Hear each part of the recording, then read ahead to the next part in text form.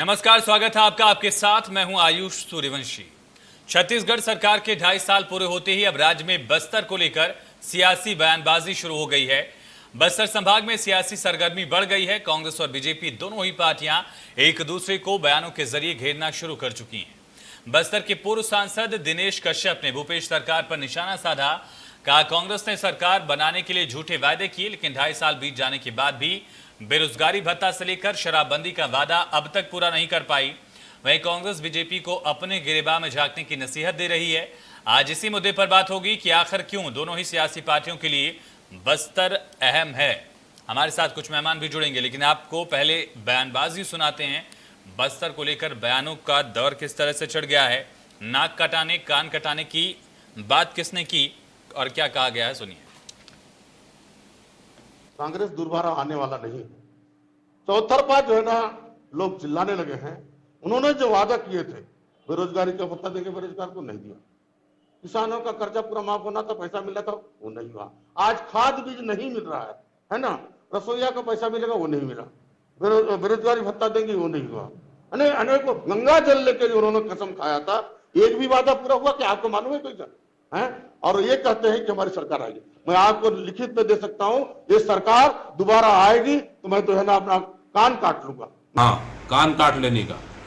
आपका तो 15 साल सरकार में रह के वैसी पूरा नाक तो कटी गया है।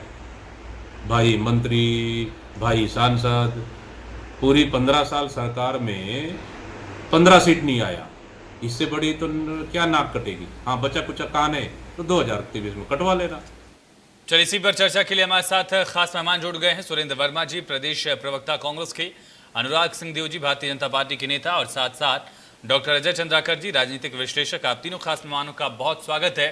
अनुराग जी, पहला सवाल आपसे ही होगा। बस्तर में फिलहाल बीजेपी मुक्त बस्तर कांग्रेस बना चुकी है, जैसा दावा कांग्रेस करती रही है, और उसके बाद ऐसा हुआ भी। लेकिन अगर जो नाक नहीं बची है अब तक, उसे 23 में कैसे बचाएंगे? और अगर नाक नहीं बची तो फिर कान कटने की बारी भी आएगी। आयुष जी, हमारे दिनेश कश्यप जी जो पूर्व सांसद हैं, और स्वर्गीय बलीराम कश्यप जी जो बहुत वरिष्ठ नेता है बस्तर के, बहुत लोकप्रिय, और उस परिवार का जनमानस में काफी बड़ा एक इम्पैक्ट है। तो निश्चित रूप से उन्होंने कुछ बात कही है तो स्थिति की गंभीरता के आधार पर कही, और जो परिदृश्य दिखाई दे रहा है बस्तर में, जिस तरीके से सिलगेर में आदिवासियों के ऊपर गोली चलाई जा रही है, जिस तरीके से उनको योजनाओं से वंचित किया जा रहा है, जिस तरीके से वहां पर जो डेवलपमेंट का एक अभियान चलता था पहले, वो पूरी तरीके से ब्रेकआउट हो चुका है। और जिस तरीके से लोग आए दिन छोटी छोटी समस्याओं को लेकर, कभी खाद बीज को लेकर, कभी उनका ऋण माफ नहीं हो रहा है उसको लेकर, कभी उनके जमीन में उनके गिरदावरी करके वो कटौती कर दी गई उसको लेकर, ऐसे अनेकों मुद्दे को लेकर जो क्षेत्र में परेशानी है, जो आक्रोश उत्पन्न हो रहा है, उस पर आत्मविश्वास के साथ उन्होंने ये बात कही है। तो मैं तो मानता हूँ कि दिनेश कश्यप जी और उस परिवार में भी कोई बात कही है तो निश्चित रूप से एक गंभीर मामला है, और बस्तर में स्वाभाविक रूप से इस प्रकार का आक्रोश का जन्म। ठीक है। सुरेंद्र जी, मैं आपके पास आ रहा हूँ। बीजेपी का ये कहना है कि न तो बेरोजगारी भत्ता दिया गया, न शराबबंदी का वायदा पूरा किया गया। चुनाव जीतने के लिए आप लोगों ने वायदे तो कर दिए, लेकिन अब इन्हीं वायदों को लेकर जनता 2023 में आपको सबक सिखाएगी। कान न कटवाने की जरूरत बीजेपी को पड़ेगी, लेकिन नाक आप लोग की नहीं बच पाएगी। आयुष जी, यही मूल फर्क है भारतीय जनता पार्टी और कांग्रेस में। कांग्रेस का जो घोषणा पत्र है वो कांग्रेस की सरकार के कामकाज का ब्लूप्रिंट है। ये 36 के 36 वादे हमारे पास हैं आयुष जी। भारतीय जनता पार्टी कभी मुद्दों पर बात नहीं करेगी, पहले से लेकर 36 वादे तक ये बात कर ले। माननीय मुख्यमंत्री जी ने विधानसभा में भी सत्र के दौरान ये कहा कि 12 वादे गिनाए जो हमने पूरे किए, जो टाइम बाउंड वाले वादे थे।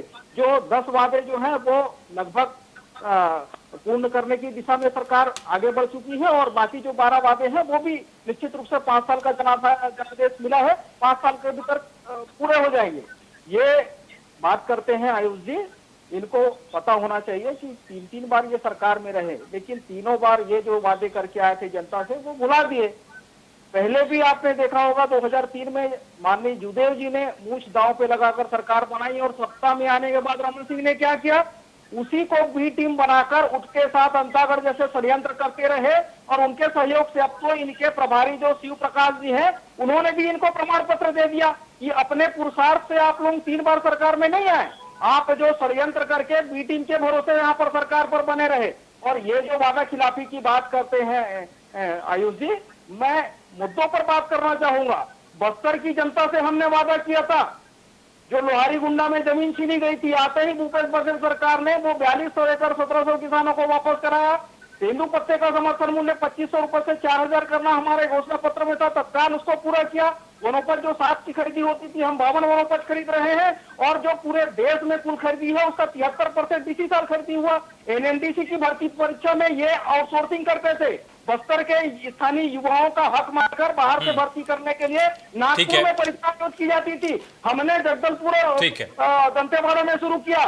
भूमि पट्टा जो है, वन भूमि पट्टा, छत्तीसगढ़ देश का इकलौता राज्य है जहां शहरी क्षेत्रों में भी वन भूमि पट्टा आदिवासियों को बांटे जा रहे हैं। 1900 से अधिक वेलनेस सेंटर बनाए आयुष जी, इनके शासनकाल में नक्सलवाद, कुपोषण, एनीमिया और गरीबी रेखा से दुगने राष्ट्रीय औसत से दुगने जो नंबर 1 पहुंचा ठीक है सुरेंद्र जी, मैं लौटता हूं। ठीक है डॉक्टर अजय सर, जो बड़ा सवाल है, बस्तर में नाक कान तक दांव पे लगा दिए जा रहे हैं, आखिर इसका कारण क्या है? बस्तर इतना इंपॉर्टेंट क्यों है? इस पर भी चर्चा हमने की थी हाल में, लेकिन इस हद तक चले जाना, इस हद तक डेडिकेशन देना, आखिर इसका कारण क्या है? और बस्तर के लिए बस्तर के मुद्दे क्या है? बिल्कुल आयुष जी, काला हीरा बलीराम कश्यप जी के सुपुत्र हैं, तो इसका यह मतलब नहीं कि वो भी काला हीरा बलीराम कश्यप के राजनीतिक कद के सच्चे उत्तराधिकारी हो गए। इसके लिए तो आपको जनता के साथ निरंतर संपर्क बना करके रखना पड़ेगा। इसके अलावा जनता की समस्याओं को आपको रखना पड़ेगा और आपके पास कार्य योजना क्या है। अब क्या दिनेश कश्यप जी नाक कान की जो बात छेड़ दी है, क्या आज के इस 21वीं शताब्दी के इस सेंचुरी में जब जो राजनीतिक गतिविधियां हो रही इनमें स्वीकार्य होगा? पास्ट टाइम में दिलीप सिंह जुदेव जी का, जैसा कि वर्मा जी ने जिक्र किया, उनके ऊपर बात किए थे, लेकिन वो क्या है कि पूरे छत्तीसगढ़ में उनकी एक पहचान थी। खरसिया में अर्जुन सिंह जी के विरोध में वो चुनाव लड़े थे, इसलिए एक बड़ी पर्सनालिटी बन गए थे, भले वो चुनाव हारे थे। लेकिन प्रश्न ये है, क्या दिनेश कश्यप जी पूरे छत्तीसगढ़ के सर्वमान्य नेता हैं या फिर छत्तीसगढ़ के नंद कुमार साय जी के समान सर्वमान्य स्थापित नेता हैं? तो बयान यहाँ पर राजनीतिक रूप से तो एक वोट देने का अधिकार है सबको, ये तो ठीक है, लेकिन सामाजिक और आर्थिक चुनौतियों के ऊपर कांग्रेस की सरकार, जैसा कि अभी सुरेंद्र जी जिक्र कर रहे थे, 4.5 लाख हेक्टेयर जमीन एफआरए के तहत पट्टा देना, ठीक है, या फिर टाटा की राउंड फिगर 5000 हेक्टेयर जमीन को वापस करना, या फिर जो कल भी हम चर्चा किए थे कि जो हाट बाजार क्लिनिक योजना है, इसका इम्पैक्ट बहुत ज्यादा पड़ता है क्योंकि बाजारों में लोग बाग एकत्रित होते हैं। तो 12 विधानसभा क्षेत्र में, चाहे अंतागढ़ का मामला हो, भानु प्रतापपुर हो, अंतागढ़ की बात आती है तो वहां जातिवाद प्रभाव दिखाई देता है, चाहे नाक का मसला हो, चाहे उसेंडी का मसला हो। कोंडा गांव की बात आती है तो राजनीतिक अपराधीकरण दिखाई देता है। कांकेर की बात आती है या फिर भानु प्रतापपुर की बात करें तो वहां पर तेंदू पत्ता के विषय के ऊपर काफी वहां की राजनीति सक्रिय रहती है। तो अलग अलग विधानसभा का अलग अलग कैरेक्टर है और निश्चित रूप से वो कान कटने से बचाना चाहते हैं, तो इसके लिए राजनीति उनसे डिमांड करती है कि वो सक्रियता दिखाएं और जन समस्याओं को रखें। अनुराग जी, जो बड़ा सवाल है, अगर दंतेवाड़ा में यही सारे मुद्दे बीजेपी के पक्ष में जाने वाले थे तो उपचुनाव में क्यों नहीं गया? जो हमने देखा वहां पर भीमा मंडावी की हत्या के बाद भी एक सहानुभूति की लहर के बावजूद बीजेपी को शिकस्त झेलनी पड़ी। इसके अलावा कई ऐसे मुद्दे हैं जिस पर कांग्रेस डायरेक्ट लिंक करने की कोशिश कर रही है आदिवासी बेल्ट के लोगों से, चाहे वो तेंदू बत्ता की बात की जाए या फिर सत्ता में वापस आते ही जो टाटा वाली जमीन वापस लोगों को दी गई थी। तो ऐसे कई मुद्दे हैं जिन पर कांग्रेस का दावा है कि ये मुद्दे सीधे कनेक्टिंग है। शराबबंदी को लेकर सवाल पूछा जा रहा है, लेकिन शराबबंदी का फैसला आदिवासियों के हित में होगा या आदिवासियों के खिलाफ चला जाएगा, ये एक बड़ा सवाल है, इस पर संशय है और शायद यही वजह है कि कांग्रेस इस पर उतनी सख्ती से काम नहीं कर पा रही है। बीजेपी के पास टॉपिक्स क्या होंगे बस्तर के? अनुराग जी, देखिए आयुष जी, सबसे एक जो गौर करने वाली बात है कि बस्तर और सरगुजा, ये दो क्षेत्र जो है, यहाँ पर 2003 के चुनाव में आप देखेंगे तो बीजेपी को अच्छी खासी बढ़त मिली थी उस समय, और तब हम सरकार में आए थे। और उसके बाद हम लगभग आधी सीटें लेके या उससे भी कम 40% सीटें लेके हम 2 बार सरकार बनाए। लेकिन ये जो 2018 का चुनाव था, इसमें ट्राइबल बेल्ट में कांग्रेस को समर्थन मिला और लगभग सारी सीटें। अब एक सीट बस्तर की भी आप छोड़ देंगे दंतेवाड़ा की, तो दंतेवाड़ा में भीमा मंडावी जी जीते थे, बाद में उनकी नक्सलियों ने हत्या कर दी, अब इसी कांग्रेस की सरकार में की।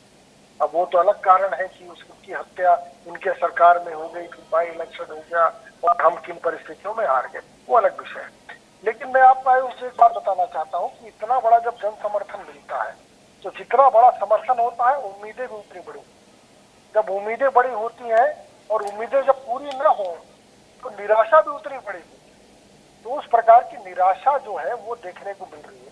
अब मैं आपको सरगुजा की बात बोलूं, सरगुजा में अभी एक लेमरू रिजर्व प्रोजेक्ट को लेकर कांग्रेस की दोहरी नीति चल रही है। वहां पर कोल माइंस भी है और दोनों का जो रकबा है वो लगभग सिमिलर है। अब कांग्रेस ने उसको पहले 3600 स्क्वायर किलोमीटर तक कर दिया था, अब उसको धीरे धीरे करते करते उन्होंने 450 पे पहुंच गए हैं, अभी 900 की बात की जा रही है। और उसी क्षेत्र में कोल माइंस का संभवतः कोल माइंस को देना चाहते होंगे, उसमें इनके विधायकों के बीच में आपस में पत्रों का आदान प्रदान किया जा रहा है, उनकी बातें कहीं ना कहीं नजरअंदाज की जा रही है।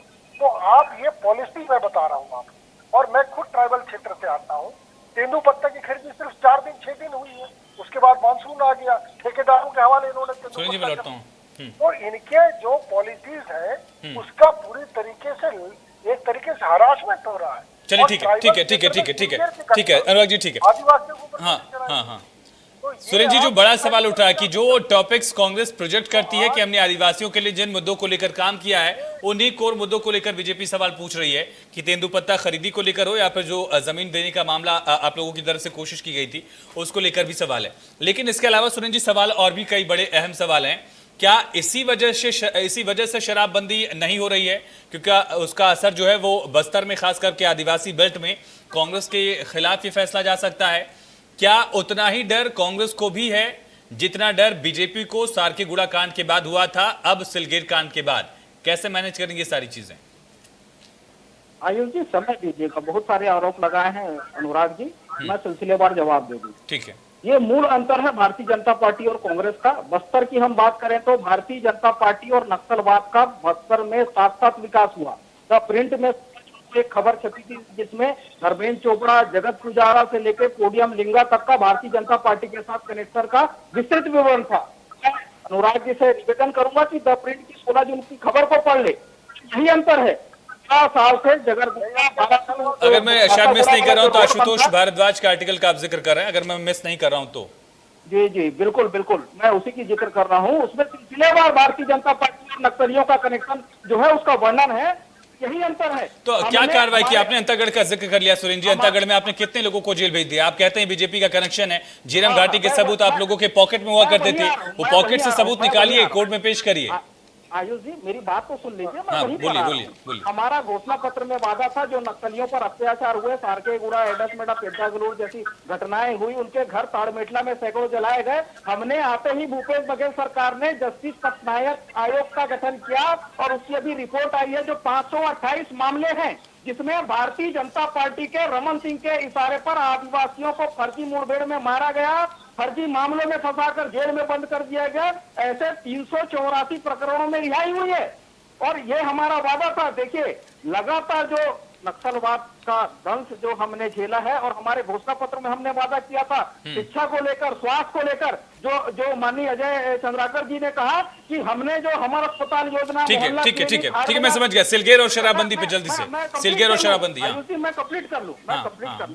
स्वामी ये नक्सलवाद का डर दिखाकर बस्तर में सैकड़ों स्कूल बंद किए, 130 स्कूल हमने अभी शुरू कराया केवल दंतेवाड़ा जिले में। लोन बर्राटू योजना है जिसके तहत बड़ी संख्या में नक्सली सरेंडर कर रहे हैं। तो हमारी जो नीतियां हैं, जो विकास, विश्वास और सुरक्षा, इसमें सरकार के साथ साथ जो आदिवासी भाई हैं उनका विश्वास बढ़ा है, सहभागिता बढ़ी है। 15 साल तक रमन सिंह बस्तर विकास प्राधिकरण की कमान खुद संभाल कर बैठे थे, दिखावे के लिए केटीएस। सुरेंद्र जी मैं रोकता नहीं, लेकिन मैं रोक रहा हूं आपको। अगर आपने लोन वराटू का जिक्र किया इस वजह से, लोन वराटू का आपने जिक्र किया, इसी वजह से पूछ रहा हूं आपसे। महेंद्र कर्मा की तरफ से जो सलवा जुडूम का सिलसिला शुरू किया गया था, उस पर कोर्ट ने आदेश दिए थे कुछ 2011 में। उन आदेशों का बीजेपी ने क्या किया ये तो हमने देख लिया, आपने उसको कितना इंप्लीमेंट किया, इस पर डॉक्टर अजय जी आपके पास भी आऊंगा। हाँ। आयुष जी, निश्चित रूप से नक्सलवाद को मिटाना, नक्सलवाद का खात्मा हमारे घोषणा पत्र की विषय वस्तु है और पहले दिन से ही भूपेश बघेल सरकार राजनीतिक, सामाजिक और आर्थिक तीनों मोर्चों पर काम कर रही है। और ये बड़ी सफलता है कि एनसीआरबी के आंकड़े ये कहते हैं कि 37% नक्सली घटना में पिछले 2.5 साल में कमी आई है और शहादत में 52%। ये छत्तीसगढ़ की जनता की जीत है, अभी लंबी लड़ाई बाकी है, लंबी दूरी तय करना है। ठीक है सुरेंद्र जी, जल्दी से शराबबंदी और शराबबंदी सिलसिले पर, शराबबंदी इसी वजह से नहीं हो रही, बस्तर में नेगेटिव इंपैक्ट जाएगा इसका? शराबबंदी अलग विषय है आयुष जी, शराबबंदी हमारा कमिटमेंट है, 5 साल का जनादेश है, सरकार फुल प्रूफ सिस्टम बना रही है, हमारा प्रदेश। चलिए ठीक है, मैं लौटता हूँ, मैं लौटता हूँ सुरेंद्र जी, ठीक है डॉक्टर अजय सर, ठीक है मैं लौटता हूँ सुरेंद्र जी, ठीक है डॉक्टर अजय जी, मेरा सवाल आपसे है, चाहे वो सिलगेर को लेकर सवाल पूछा जाए या फिर जिस तरह से जिक्र किया गया सलवा जुडूम के बाद कोर्ट ने आदेश भी कई सारे दिए थे, उन आदेशों का पालन कितना किया जा रहा है नक्सलवाद को लेकर, या फिर जो नक्सलियों से पीड़ित लोग थे या फिर सरकारी कोशिशों की वजह से कुछ लोग पीड़ित हुए थे, जिन नक्सलियों को सरेंडर कराया उनको अगली लाइन में खड़ा कर दिया गया, उसमें से कई मारे गए और उनकी वजह से भी कई लोग मारे गए। बिल्कुल, जब सलवा जुडूम आया आयुष जी, तो महेंद्र कर्मा जी को खुद मैं अपने अकादमी में, अपने महाविद्यालय में व्याख्यान देने के लिए आमंत्रित किया था और महेंद्र कर्मा जी का पहला व्याख्यान मेरे ही अकादमी में हुआ था। लेकिन बाद में सलवा जुडूम, देखिए सैद्धांतिक पक्ष अलग था और प्रैक्टिकल में जब उसका रिजल्ट आया और जो लोग अपने गांव पे को छोड़ करके शरणार्थी के रूप में रहे और शरणार्थियों के रूप में जब वो रहे, तो उन नागरिकों, आदिवासियों को ये लगा कि उनके साथ वफा नहीं हो पाया, तो वहां से एक असंतोष उपजा। तो सलवा जुडूम से तो अब पास्ट टाइम की बात हो गई है। अगर लास्ट टाइम की हम बात करें तो राजनाथ जी जब गृह मंत्री होते थे और एक ऑपरेशन प्रहार जो आरंभ हुआ है, जिसके ऊपर 8 पॉइंट की बात हुई है, इसके ऊपर केंद्र की सरकार और छत्तीसगढ़ की सरकार कॉम्बिनेशन बना करके काम कर रही है। और ये सिलगेर का जो मामला आया, वो फोर्स के स्थापना की बात आई, फोर्स कैंप की स्थापना की बात आई, तो ये केंद्र और राज्य दोनों का जो प्रहार जो निर्णय लिया गया है, उसी का वो विस्तार था। अब जैसे सिंहदेव साहब अनुराग जी बैठे हैं, बिल्कुल अनुराग जी सरगुजा का जो बेल्ट है, वहां के बीजेपी के रूप में सबसे संघर्षशील एक व्यक्तित्व है और बस्तर की राजनीति अलग हो जाती है और सरगुजा की राजनीति के वे ऑफ डिसीजन में अंतर दिख रहा है। लेकिन यहाँ पर जून के महीने में एक इम्पैक्ट पड़ गया, कांग्रेस सरकार के पक्ष में गया कि 1301 करोड़ रुपया का शिलान्यास करना, वो भी पर्टिकुलर बस्तर के लिए जी। तो ये इस तरह का कदम या फिर ये जो आने वाला है राजीव गांधी ग्रामीण भूमिहीन मजदूर न्याय योजना, तो कांग्रेस के काज के लिए बीजेपी इस तरह का कोई थॉट ला पा रही है क्या? देखिए बलीराम कश्यप जी का कद इतना ऊंचा था आयुष जी कि वो अपने ही पार्टी में जो गृह मंत्री होते थे उस समय के, उनके काम से संतुष्ट नहीं हुए, सार्वजनिक बयान दिए और दूसरे दिन डॉक्टर रमन सिंह जी को, उस गृह मंत्री को पद से त्यागपत्र लेना पड़ा था। तो उस कद में पहुंचने के लिए उतने ही मेहनत की आवश्यकता पड़ेगी। ठीक है अनुराग जी, जो बड़ा सवाल है कि आखिर शराबबंदी का मुद्दा बस्तर में कितना अहम होगा, बीजेपी से किस तरह से पूछ पाती है, बेरोजगारी भत्ते का मुद्दा भी कश्यप साहब की तरफ से भी उठाया गया, इसको लेकर भी मेरा सवाल होगा। लेकिन सबसे बड़े मुद्दे क्या होंगे आपके लिए बस्तर के रण में? देखिए, एक तो मैंने कहा आपको कि वास्तव में जो धरातल में ट्राइबल्स की योजना चल रही है उसका क्रियान्वयन जमीन पे नहीं हो रहा। जैसे एक एग्जांपल मैं आपको देता हूँ, प्रधानमंत्री आवास बहुत प्रभावी योजना थी, 2023 तक केंद्र ने लक्ष्य रखा था कि हम उसको पूर्ण करें। अब राज्यांश नहीं देने के कारण 8 लाख प्रधानमंत्री आवास आज पेंडिंग। अब कॉन्फिडेंस का कारण क्या है? अगर नाक कान दांव पर लगा दिया तो कॉन्फिडेंस कहाँ से आ रहा है अनुराग जी? मैं उसी पे आ रहा हूँ, मैं उसी पे आ रहा हूँ। मैंने एक एग्जाम्पल दिया आपको, मैं एग्जाम्पल ज्यादा नहीं दूंगा, तो एक एग्जाम्पल मैंने ये सेट किया। दूसरा आप ये देखेंगे कि बस्तर क्षेत्र के अंदर यदि लीडरशिप है तो आज एक मंत्री उन्होंने दिया। ठीक है, जल्दी से अनुराग जी, कम मेरे पास वक्त कम है, सुरेंद्र जी के पास भी आना जल्दी। हाँ, इतने बड़े मेजोरिटी के बाद एक मिनिस्टर इन्होंने दिया। अब एक मिनिस्टर चलिए ठीक है, जवाबदारी भी आप लोगों की बड़ी है। सुरेंद्र जी जो बड़े वायदे हैं बेरोजगारी भत्ता और शराबबंदी को लेकर अब तक कोई कदम उठा नहीं पाए आप लोग। ठीक है, 20 सेकंड सुरेंद्र जी जल्दी। सुरेंद्र जी, रूप से जिस बेरोजगारी की बात कर रहे हैं, ये आंकड़े उठाकर देख ले, सेंट्रल के ये आंकड़े हैं कि राष्ट्रीय बेरोजगारी दर 10% है। रमन सिंह के टाइम में 2018 में छत्तीसगढ़ में 23% थी, आज केवल 3% है। इसका बड़ा कारण जो औद्योगिक नीति हमारे द्वारा बनाई गई भूपेश बघेल सरकार के द्वारा, जो अकुशल मजदूर हैं फैक्ट्रियों में, वो उसमें 100% स्थानीय निवासियों को इनके द्वारा जो आउटसोर्सिंग किया जाता था, वो सिस्टम हमने बंद किया। लगातार भर्तियां जारी है, 1900 वेलनेस सेंटर बनाए हमने। स्वास्थ्य विभाग में प्रत्येक जिले में कोरोना काल में भर्ती हुई है। मूल कारण आयुष जी, भारतीय जनता पार्टी के द्वारा जो इनकी शोषक मानसिकता है, जो आदिवासियों का शोषण, अनुसूचित जाति जनजाति और महिलाओं का शोषण किया जा रहा है। राम विचार नेता प्यारेलाल कंवर और नंद कुमार, चलिए ठीक है, मेरे पास वक्त खत्म हो गया। सुरेंद्र जी माफी चाहूंगा। सुरेंद्र जी बहुत शुक्रिया आपका, अनुराग जी आपका बहुत शुक्रिया, डॉक्टर अजय जी आपका बहुत शुक्रिया इस चर्चा में जुड़ने के लिए। तो जंग बस्तर आखिर दरअसल मायने क्यों है, अहम क्यों है, इस तरह से इसे समझा जाए कि जिस तरह से दिल्ली की सल्तनत के लिए रास्ता लखनऊ से होकर गुजरता है, उसी तरह से रायपुर की कुर्सी के लिए भी रास्ता बस्तर से होकर ही गुजरता है। लेकिन बस्तर के रास्ते इतने आसान नहीं है, ना आम जनता के लिए, न फिर सियासतदानों के लिए। और ये जो रास्ता है बस्तर का, मुश्किल भरा होने वाला है दोनों ही पार्टियों के लिए। और यही वजह है कि नाक से लेकर कान तक दांव पे लगा दिया गया है। चर्चा में इतना ही।